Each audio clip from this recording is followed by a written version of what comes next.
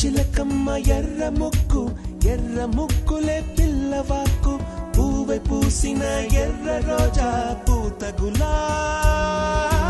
పసిపాదం ఎర్రాని రూపం ఉడికే కోపం ఎర్రాని రూపం ఉడికే కోపం సంధ్యావర్ణ మంత్రాలు వింటే ఎర్రని పంట పాదమంటే